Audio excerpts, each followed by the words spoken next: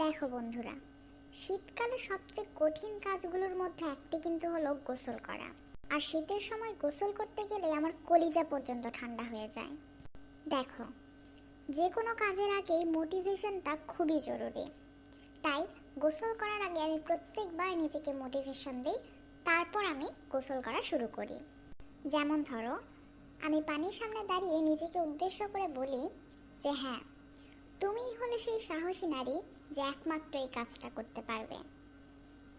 আর তখনই আমার মা আমাকে উদ্দেশ্য করে বাইরে থেকে বলতে থাকে, তোকে আমি তৃতীয় বিশ্বযুদ্ধ করতে পাঠাইনি যে এত মোটিভেশনের দরকার আছে। কিন্তু মায়েরা কিভাবে বুঝবে বলো, শীতকালে গোসল করার যে আসলে কতটা ঝামেলা।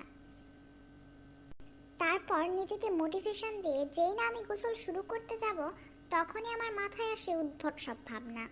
যেমন ধরো, গোসল করার উদ্দেশ্যে আমি হয়তো নিজেকে বলছি যে গোসল করলে তো আর কেউ মরে যায় না, তাই না? আর গোসল করলে মন শরীর সবকিছু ফ্রেশ থাকে, কাজেও মন বসে। ঠিক তখনই আমার গোসলে বাধা দিতে চলে আসবে সেই সব উদ্ভট ভাবনা। যেমন, আমি যদি গোসল করতে গিয়ে সত্যিই ঠান্ডায় মরে যাই, তাহলে কি হবে? অনেকেই তো অতিরিক্ত ঠান্ডায় মারা যায়, আমার কথা কেই বা বলতে পারে? আর গোসল করে তো কেউ কখনো বড়লোক হয়নি, তাই না? গোসল করলে যদি ধন সম্পদ পাওয়া যেত, তাহলে সেটা আলাদা ব্যাপার ছিল। আর এভাবেই প্রত্যেকটা মোটিভেশনের জলাঞ্জলি দিয়ে আমি সোজা চলে যাই লেপের নিচে। গোসল আর আমার সেদিন হয় না। এভাবে 7-8 দিন নিমেষেই কেটে যায়, বুঝতেই পারি না।